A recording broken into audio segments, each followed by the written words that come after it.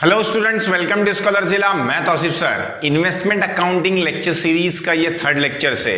अगर आप लोगों ने पिछले लेक्चर्स नहीं देखे हैं तो मैं आई बटन में उनकी लिंक दे देता हूं। आप लोग से रिक्वेस्ट है कि वो लेक्चर्स देख लीजिए, क्योंकि आपका बेस उससे अच्छा हो जाएगा। और मैंने कुछ क्वेश्चंस भी उसमें सॉल्व कराए हैं और कुछ इंपॉर्टेंट आपको टिप्स भी दिए हैं, वो आप लोग देख लीजिए। और कॉस्ट अकाउंटिंग पे भी बहुत सारे मैंने लेक्चर्स बनाए हैं। 2 चैप्टर्स ऑलमोस्ट कंप्लीट हो गए हैं, तीसरा चैप्टर शुरू करने वाला हूं, तो वो भी मैं आप लोग को लिंक दे दूंगा आई बटन में और डिस्क्रिप्शन में।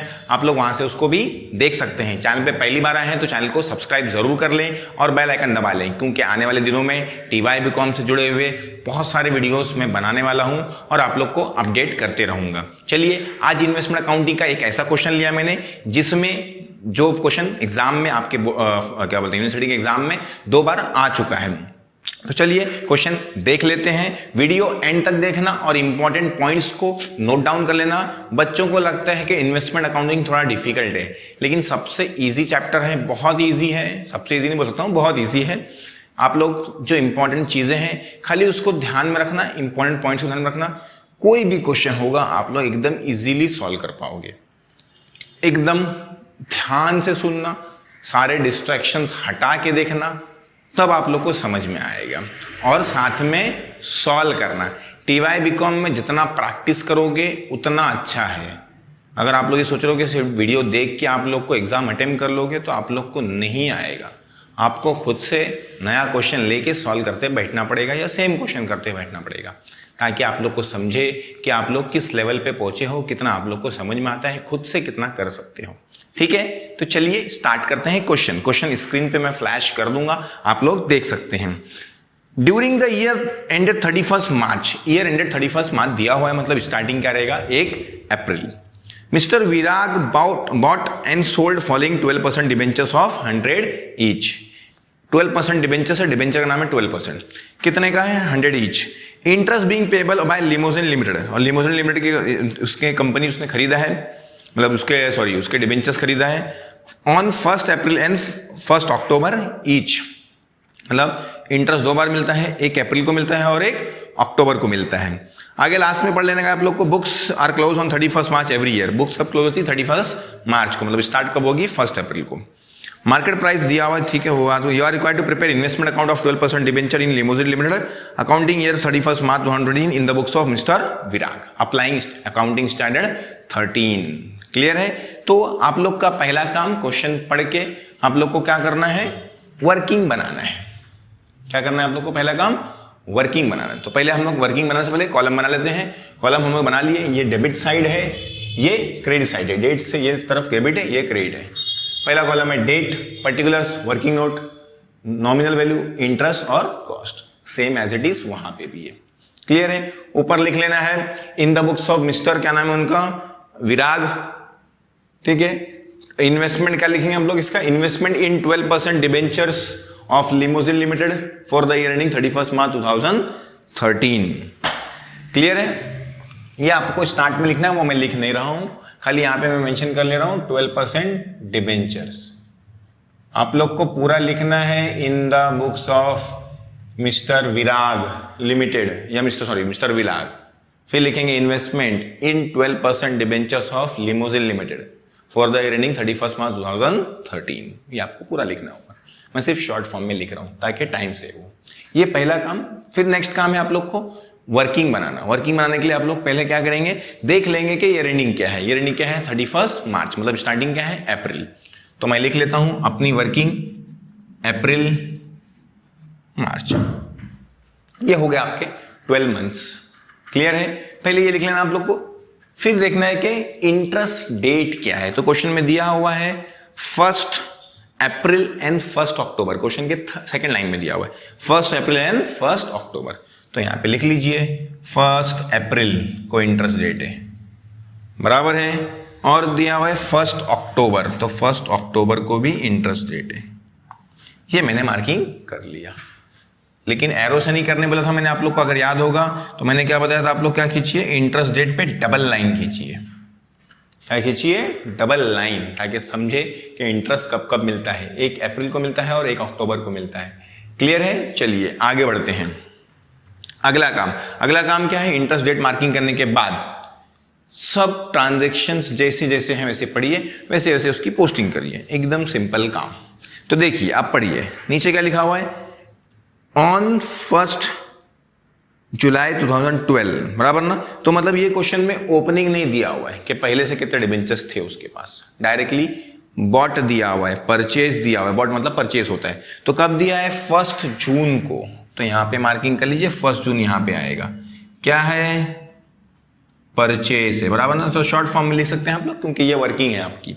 परचेज है, कितना है, 300 डिबेंचर्स। तो मैंने आप लोग को पिछले लेक्चर्स में बताया था कि फर्स्ट कॉलम में आप लोग क्या लिखिए, नॉमिनल वैल्यू लिखिए, सेकंड में क्या लिखिए, इंटरेस्ट लिखिए, थर्ड में क्या लिखिए, कॉस्ट लिखिए। मतलब यहां पे भी वर्किंग में भी कॉलम नहीं बना रहा हूं, सिर्फ समझ लीजिए कि फर्स्ट पार्ट में नॉमिनल वैल्यू है, सेकंड में इंटरेस्ट है, थर्ड में क्या है, कॉस्ट है। तो कॉस्ट आपको नॉमिनल वैल्यू लिखना है। तो डिबेंचर्स यहां पे बताया, कितने डिबेंचर्स आप लोगों ने खरीदा, देखो 300 डिबेंचर्स खरीदा है 1 जून को। एक डिबेंचर कितने का है, 100 का है। नॉमिनल वैल्यू का मतलब फेस वैल्यू, नॉमिनल वैल्यू का मतलब क्या है, फेस वैल्यू। तो फेस वैल्यू एक डिबेंचर की 100 क्वेश्चन के स्टार्ट में दिया हुआ था। तो इसको मल्टीप्लाई में क्या कर लोगे आप लोग, 100 कर लोगे तो हो जाएगा 30,000। क्लियर है। फिर आप लोग को दिया हुआ है कितने में खरीदा हम लोगों ने, 92x इंटरेस्ट। किसमें खरीदा, 92x इंटरेस्ट।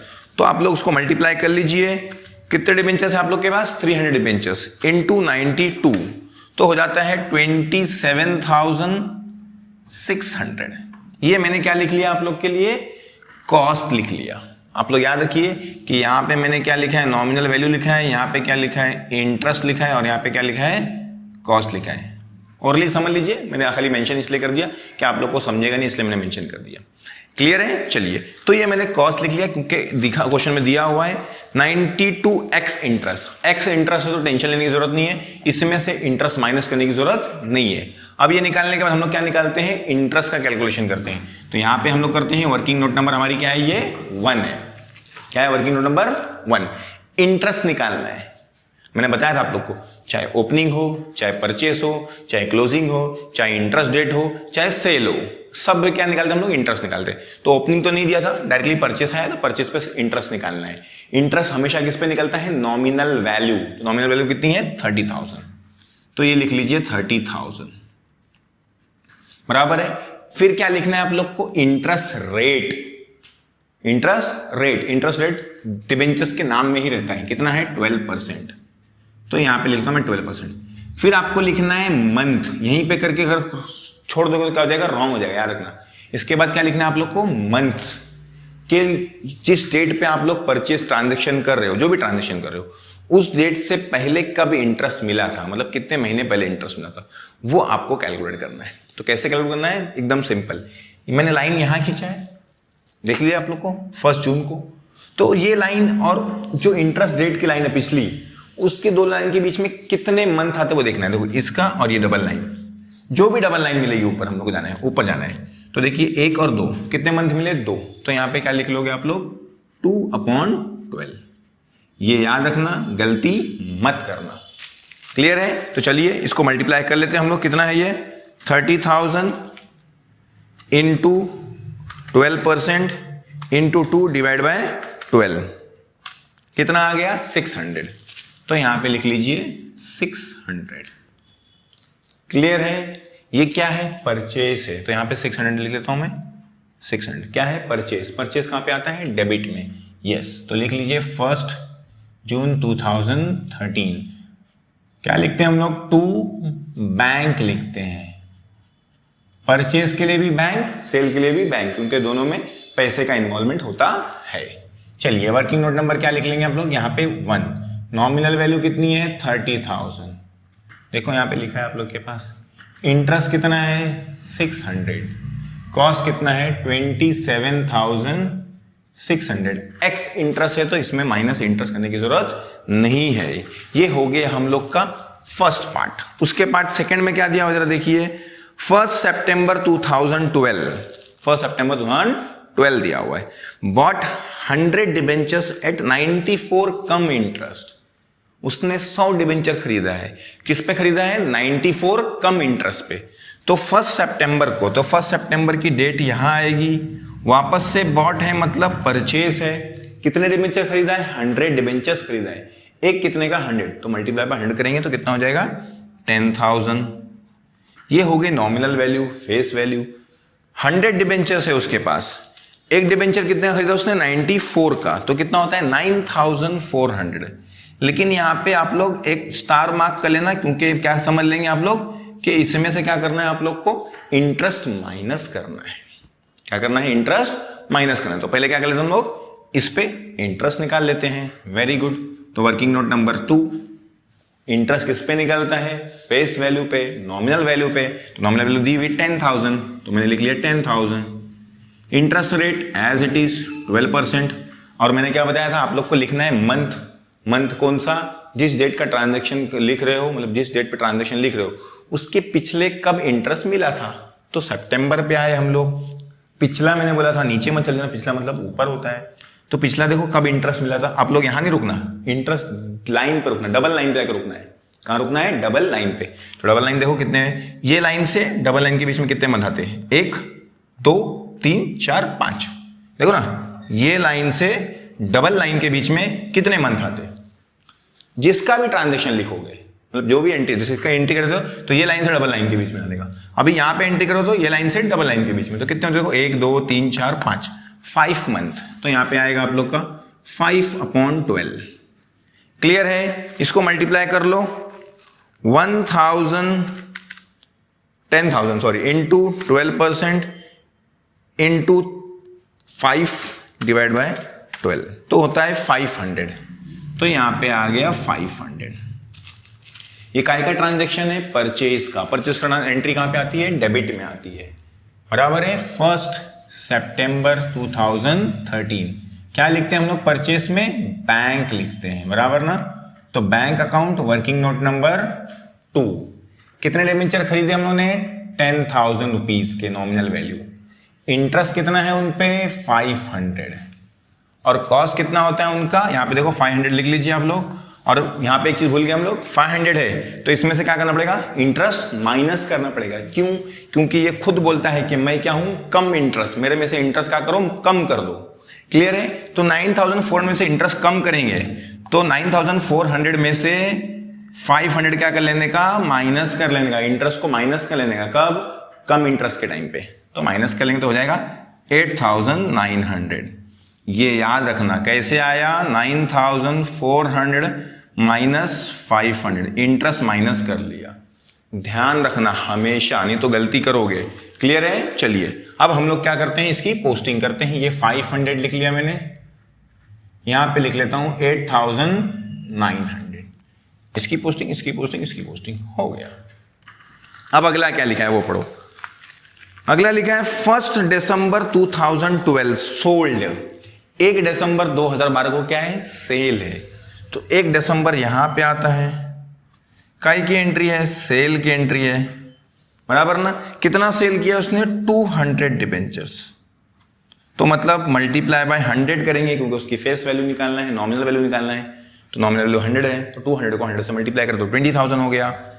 उसके बाद लिखा हुआ है कि 95x इंटरेस्ट, तो मतलब उसमें से इंटरेस्ट निकाल के माइनस करने की जरूरत नहीं है। कितने डिबेंचर्स बेचा है उसने? 200 इंटू 95, कितना हो जाएगा? 19,000।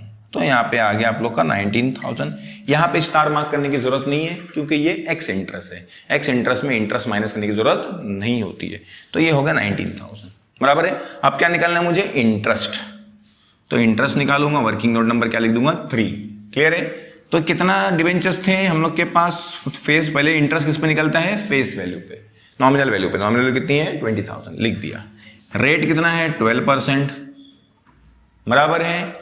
और उसके बाद क्या लिखते हैं हम लोग? मंथ लिखते हैं। कैसे लिखते हैं? जिस डेट पे ट्रांजेक्शन कर रहे हैं उसकी पिछली इंटरेस्ट डेट देखते हैं और दोनों के बीच में लाइन देखते हैं, मतलब कितने मंथ आते। तो ये देखिए, और double interest line, double line यहीं पे इंटरेस्ट लाइन, तो कितने मंथ होते हैं? 1 और 2।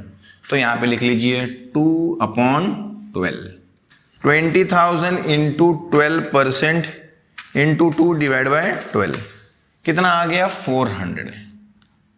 ये आ गया आप लोग का 400 इसकी एंट्री। लेकिन हम लोगों ने एक गलती कर दी है। क्या गलती करें? यहां पे क्या था? Interest date. तो क्या निकालना चाहिए हम लोग को? इंटरेस्ट निकालना चाहिए था। डबल लाइन दिखती है, इसका मतलब यहाँ पे भी ट्रांजेक्शन, हम लोग डायरेक्टली एक जंप करके नीचे आ गए, इसलिए रॉन्ग हो जाएगा। यहाँ पे क्या निकालना है आप लोग को? इंटरेस्ट निकालना है। क्या निकालना है? इंटरेस्ट। मतलब सिर्फ ये कॉलम में लिखोगे, बाकी कॉलम में नहीं लिखोगे, मतलब सिर्फ अमाउंट यहाँ पे आएगा। तो एक काम करता हूँ, मैं इसको वर्किंग नंबर क्या देता हूँ? 4 देता हूँ, आगे पीछे हो गए मेरे से, ठीक है। तो ध्यान देना, यहाँ पे बहुत लोग गलती कर देते हैं। इंटरेस्ट डेट मिली मार्किंग करने पे, तो इंटरेस्ट डेट पे भी क्या निकालना रहता है? इंटरेस्ट निकालना रहता है, मैंने बताया था आप लोग को। क्लियर है? तो चलिए अब इस पे इंटरेस्ट निकालना है। सर लेकिन प्रॉब्लम ये है कि इंटरेस्ट तो निकालना है, अभी सब में क्या मिल रहा था हम लोग को? फेस वैल्यू मिल रहा था। यहां पे कहां से निकाले? फेस वैल्यू तो है ही नहीं। प्रॉब्लम यहां आता है सर, हम लोग को टेंशन आता है, टेंशन नहीं लेने का। इंटरेस्ट कैसे निकालने का मैं भी आप लोग को बता देता हूं, 2 मिनट रुकिए खाली।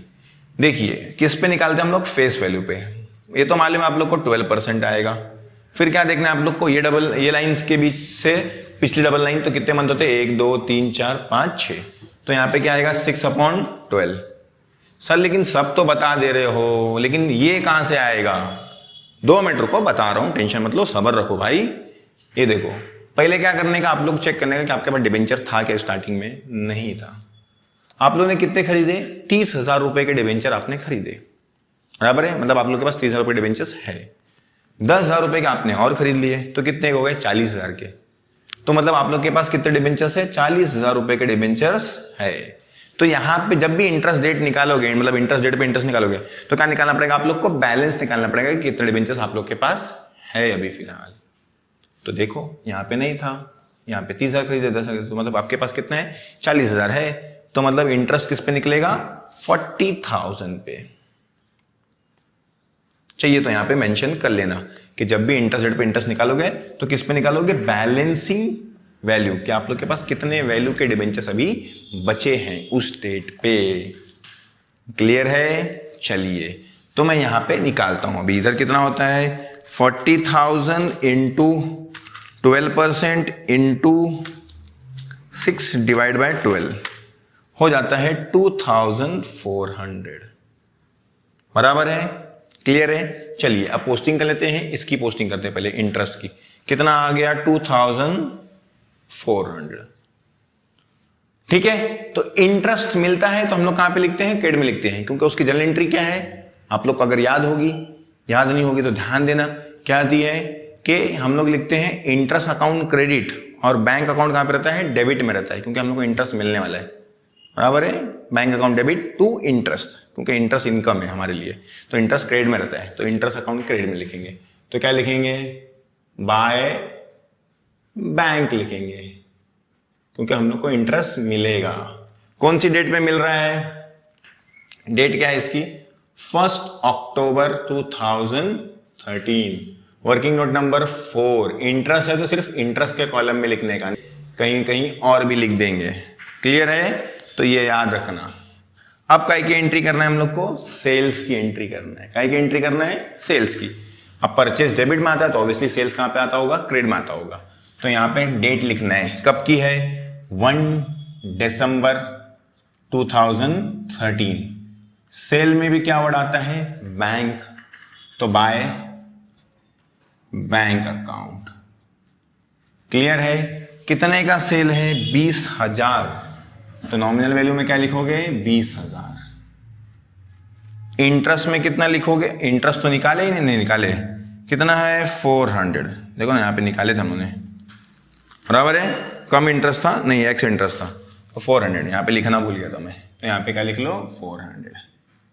और यहाँ पे कितना, ये कितना है? 90 था। सब आप लोग को वर्किंग से ही मिल जाएगा, ठीक है ना। चलिए ये हो गया बैंक सेल की एंट्री। अब अगली एंट्री पे फिर वही गलती जो मैंने पिछले लेक्चर में आप लोग को बोला था। क्या गलती? कि जब भी सेल आएगा, क्या आएगा? सेल, तो आपको क्या निकालना है? प्रॉफिट या तो लॉस। क्या निकालना है? प्रॉफिट या तो लॉस, क्योंकि जब आप कोई चीज बेचोगे तो आप लोग को पता करना होता है उस पर प्रॉफिट हुआ कि लॉस हुआ, कि नो प्रॉफिट नो लॉस, मतलब कोई लॉस कोई प्रॉफिट नहीं हुआ, ऐसा भी पता करना पड़ेगा आप लोग को। कुछ ना कुछ तो होगा, तो आप लोग को उसको फाइंड आउट करने की जरूरत है। क्लियर है? कैसे निकालने का मैंने आप लोग को फॉर्मूला बताया था, आज वापस बताता हूं, ध्यान दीजिए। सब में पहले लिखेंगे आप लोग, क्या लिखेंगे, कॉस्ट लिखेंगे, सॉरी पहले क्या लिखेंगे, सेल, फिर क्या लिखेंगे, लेस कॉस्ट। तो क्या मिल जाएगा आप लोग को, या तो प्रॉफिट या तो लॉस। सर लेकिन ये सेल वैल्यू कहां से मिलेगी, सिंपल सी बात है, हम उसको कितने में सेल कर रहे हैं, यहां पे लिखा हुआ है 19,000। अब बोलेंगे सर ये तो इस पे से बेचना चाहिए आपको, इधर क्यों ले रहे, तो ये सिर्फ फेस वैल्यू के लिए यूज होता है, सेल कितने में कर रहे वो यहां पे है, ठीक है ना। कॉस्ट देख के मत समझ लेना कि ये कॉस्ट मतलब सिर्फ उसको कितने में हम लोग उसको एक्चुअल में डील कर रहे हैं। तो कितना है, 19,000 में हमने उसको बेचे हैं। लेस कॉस्ट, सर फिर कॉस्ट कैसे आएगा, ये तो 19 लिख दोगे तो सेम हो जाएगा, ये कॉस्ट नहीं लिखना है, ये सेल वैल्यू है। कॉस्ट निकालने का मेथड है, फॉर्मूला है, मैंने आप लोग को बताया था, लिखिए देखो, कॉस्ट, ये वर्किंग नोट नंबर क्या लिख लो आप लोग, 5, ये 4 हुआ था ना, यहां पे क्या लिख लो, 5। क्लियर है। क्या लिखोगे, कॉस्ट का फॉर्मूला, कॉस्ट का फॉर्मूला था, मैंने आप लोग को लिखाया था, अब मैं वापस नहीं लिखने जा रहा हूं, सिर्फ मुंह से बोलूंगा। क्या था, ऊपर था वैल्यू ऑफ कमोडिटी सोल्ड या वैल्यू ऑफ सिक्योरिटी सोल्ड, कितने की वैल्यू की सिक्योरिटी हम लोग बेच रहे हैं, कितने वैल्यू की सिक्योरिटी क्या कर रहे हैं, बेच रहे हैं। तो देखिए कितने की बेच रहे हैं, 20,000, तो यहां पे लिख लो। नीचे क्या लिखना है आप लोग को, value of security held on that date, वो डेट तक कितनी सिक्योरिटी हमारे पास थी। तो 30,000 खरीदे थे, 10,000 और खरीदे, 40,000, ये डेट तक हम लोग के पास कितनी थी सिक्योरिटी, 40,000 की। तो यहां पे लिख लीजिए 40,000। क्लियर है, ये दो चीज समझ गए। ऊपर क्या लिखे, कितनी की सिक्योरिटी बेच रहे, तो 20,000 की बेच रहे। नीचे क्या लिखे, वो डेट तक कितनी सिक्योरिटी हमारे पास थी, तो कितने की थी, 40 की।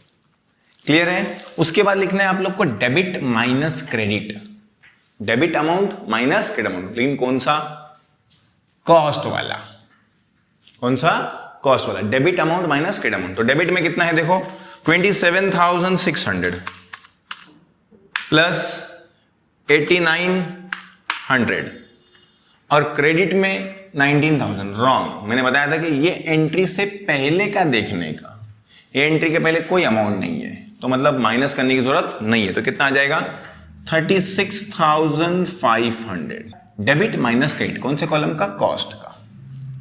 यहां का टोटल था 36,500, यहां का टोटल था इससे पहले क्या था, 0, कुछ भी नहीं था ना, तो माइनस करने की जरूरत ही नहीं पड़ी, वही आ गया 36,500। तो चलिए इसको सॉल्व कीजिए। 20,000 डिवाइड बाय 40,000 इंटू 36,500, तो आ गया 18250, 18250। यहां पे चाहिए तो आप लोग मेंशन कर दीजिए, 18,250। अब माइनस कीजिए तो आ जाएगा 750। अब आंसर प्लस में आया है तो मतलब क्या है, प्रॉफिट है। तो प्रॉफिट कहां पे लिखते हैं हम लोग, डेबिट में लिखते हैं। कहां पे लिखते हैं, डेबिट में। तो लिख लीजिए to profit and loss account. क्या लिखेंगे आप लोग, to profit and loss account. कितना है वर्किंग नंबर है इसका, 5, यहां पे मेंशन कर दोगे आप लोग। नीचे लिखोगे, नॉमिनल वैल्यू में मत लिखना, इंटरेस्ट में मत लिखना, किस में लिखना, कॉस्ट में लिखना। कितना है, 750। ये हम लोग ने मेंशन कर दिया। डेट क्या है, डेट वही 1 दिसंबर 2013, क्योंकि उसी डेट पे लॉस होगा या तो प्रॉफिट होगा ना, जिस डेट पे हम लोग उसको बेच रहे हैं। क्लियर है। तो ये हो गया हम लोग का सेल का ट्रांजैक्शन। सेल का ट्रांजैक्शन जब भी आएगा, इंटरेस्ट तो निकालना ही रहता है, लेकिन साथ में प्रॉफिट या तो लॉस निकाल लेना। प्रॉफिट लॉस निकालने का तरीका मैंने आप लोग को यहां पे बता दिया। चलिए अगले पार्ट पे आते हैं। अगला क्या है आप लोग को दिया हुआ है, देखिए 1 Feb 2013 दिया हुआ है। क्या दिया हुआ है, 1 Feb 2013, 1 Feb 2013 यहां पे है, बराबर है। 1 Feb 2013 यहां पे है। क्या दिया हुआ है, बॉट मतलब परचेस। कितने का परचेस है, 150 क्वांटिटी परचेस करे हैं हम लोगों ने, मतलब डिबेंचर्स परचेस करे। तो एक कितने का, 100 का, तो मल्टीप्लाई बाय 100 करना पड़ेगा, तो ये हो जाएगा 15,000। क्लियर है। एक कितने में खरीदे, 98 में, तो 150 इंटू 98 कितना होता है 14,700। तो यहाँ पे लिखता हूँ मैं 14,700, लेकिन वहाँ पे मेंशन किया हुआ है कम इंटरेस्ट। क्या मेंशन किया हुआ है? कम इंटरेस्ट। तो मतलब इसमें से इंटरेस्ट क्या करना पड़ेगा? माइनस करना पड़ेगा। तो इंटरेस्ट निकाल लेते हैं, एडजस्टमेंट नंबर 6, क्योंकि 5 वहाँ पे है। तो किस पे निकलता है इंटरेस्ट? यस, फेस वैल्यू पे, नॉमिनल वैल्यू पे। नॉमिनल वैल्यू कितनी है? 15,000, यहां से मिलेगा। इंटरेस्ट का जो रेट थे वो तो सेम ही रहेगा 12%। और फिर मैंने क्या बताया, जिस डेट पे ट्रांजेक्शन कर रहे हो उस डेट से लेके इंटरेस्ट की लाइन तक जाओगे, डबल लाइन तक जाओगे, कितने मंथ आते दोनों के बीच में चेक करोगे। तो ये देखो इधर से डबल लाइन कहां पे है? यहां पे। तो 1 2 3 4 कितने मंथ होते? 4। तो यहां पे लिख लोगे 4/12। अब कैलसी का यूज कर लो आप लोग।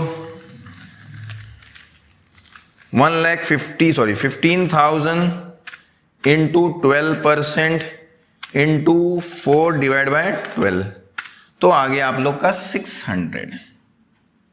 कितना आ गया? 600।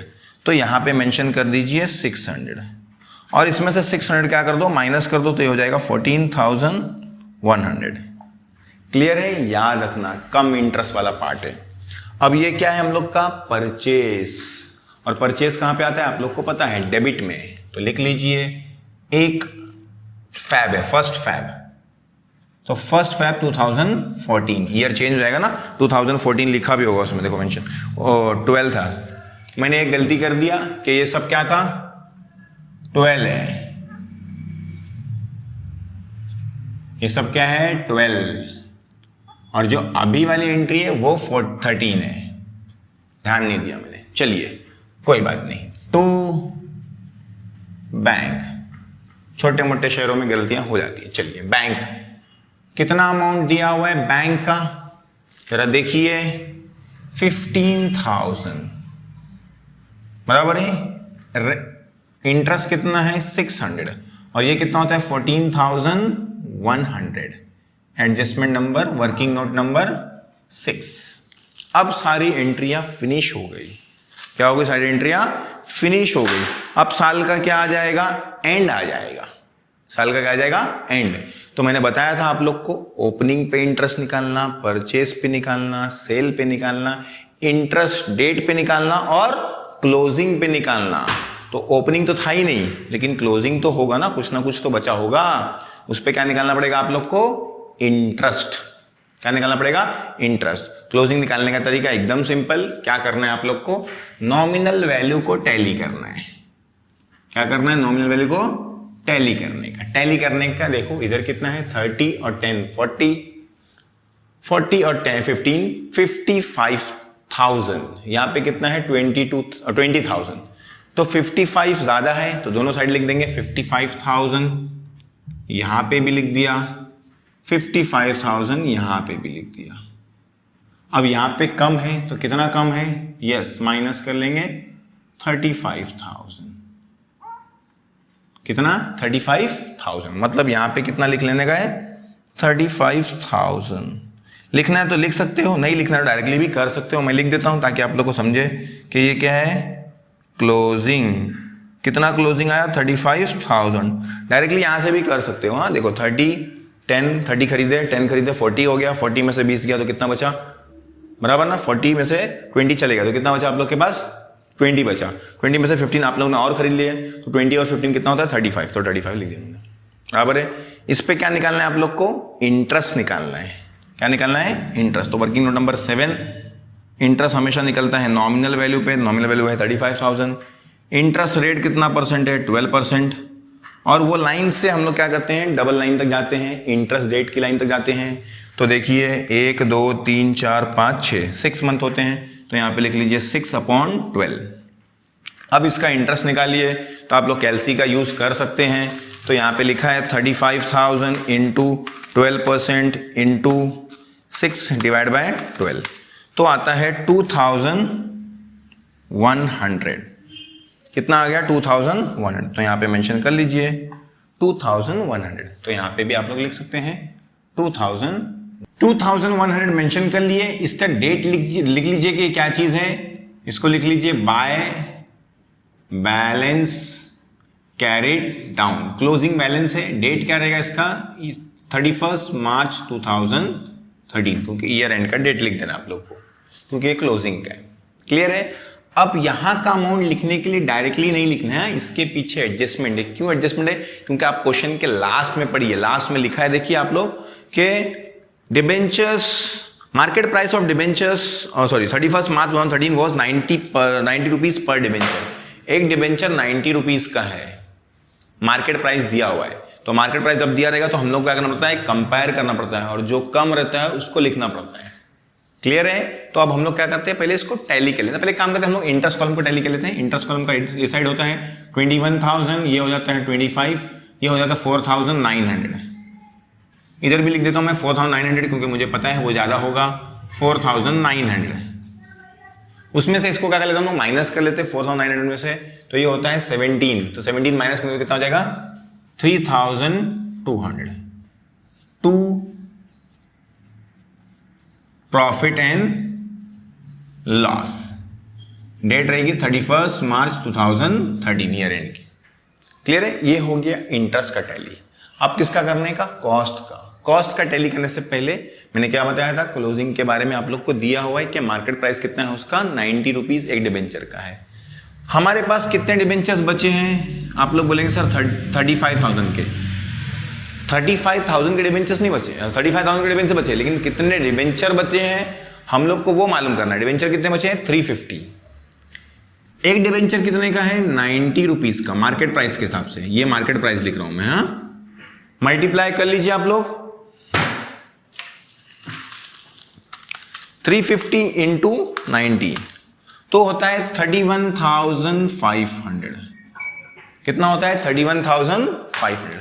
अब हम लोग टैली करते हैं, ये साइड टोटल करेंगे तो होता है इसका 51,350। तो ये ज्यादा है वो कम है, तो दोनों साइड लिख देता हूं मैं 51,350, यहां पे भी लिख देता हूं 51,350।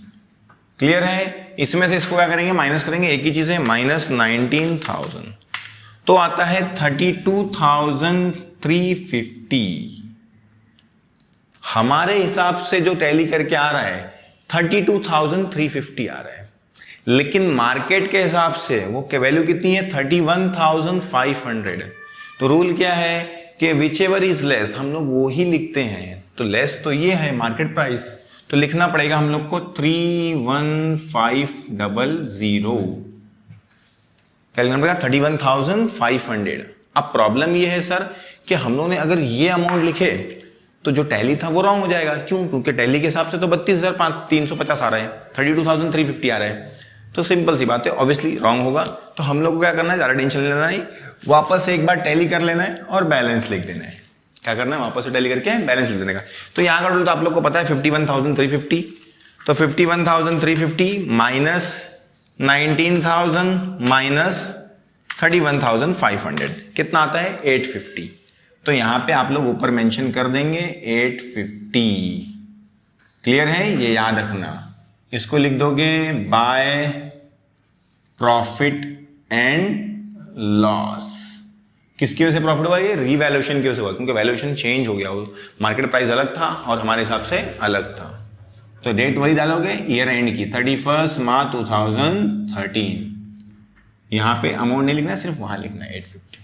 इसको डायरेक्टली माइनस करके भी लिख सकते हो, 850 डायरेक्टली आएगा, बराबर है। जैसी आपकी मर्जी वैसे सॉल्व कर सकते हो। अगर हम लोग का ये अमाउंट, जैसे एग्जांपल ये ही लेस होता था तो टेंशन नहीं होता, वही लिख देते, फिर टेंशन नहीं आता था, ये बैलेंस नहीं आता था। पिछले क्वेश्चन उन्होंने करे थे, लेकिन ये क्वेश्चन में प्रॉब्लम ये है कि हमारा अमाउंट नहीं आया लेस कौन सा आया, मार्केट प्राइस आया, तो हम लोग को मार्केट प्राइस लिखना पड़ेगा। अब टैली अलग हो जाएगा, इसलिए वापस से दोनों को माइनस करके बचा हुआ वहां लिख देने का। क्लियर है। तो ये हो गया इन्वेस्टमेंट अकाउंटिंग का क्वेश्चन सॉल्व। एकदम सिंपल तरीके से मैंने आप लोग को बताया। वीडियो अच्छा लगा तो वीडियो को लाइक करना, कमेंट जरूर करना और अपने दोस्तों से ज्यादा से ज्यादा शेयर करना, ताकि वीडियो ग्रो हो और मुझे अच्छा लगे, इंस्पिरेशन मिले।